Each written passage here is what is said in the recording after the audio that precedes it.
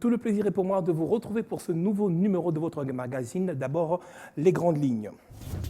Les deux plus hautes personnalités de la RDC et de la Chine se sont rencontrées cette semaine dans la capitale chinoise. L'objectif, entre autres, pour Félix Tshisekedi était de requalifier la relation sino-congolaise émoussée par le contrat du siècle signé il y a 15 ans sous l'ère Kabila, un contrat mine contre infrastructure qui a tourné, je le rappelle, au fiasco selon un rapport de l'IGF qui dénonçait un déséquilibre. Kinshasa et Pékin décident donc de maintenir la concertation et revitaliser la commission mixte de coopération économique et commerciale pour un partenariat stratégique.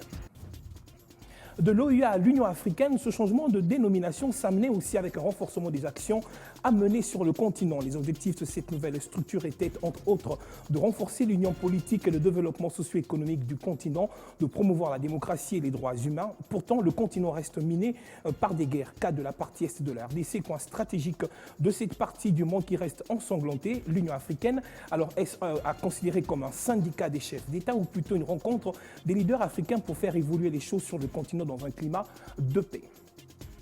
Et puis les jeunes constituent un bon nombre de ceux qui descendent dans la rue lors des manifestations publiques. Y sont-ils par conviction ou plutôt utilisés à des fins purement politiques? L'image a choqué le monde. Un jeune garçon tabassé violemment par les forces de l'ordre lors d'une des marches organisées récemment par l'opposition politique. Fautif ou pas, la protection de l'enfant ne peut réellement exister qu'à partir du moment où il s'agit d'une personne à une responsabilité entièrement et pleinement partagée par toutes et tous au regard des textes légaux. Avec moi sur ce plateau pour en parler, Floribert Anzolini, activiste au sein du mouvement citoyen Philippe, mais également économiste. Bonsoir et bienvenue. Bonsoir, M. Mbouy. Alors, c'est avec nous que nous allons décrypter donc cette actualité. Tout à fait.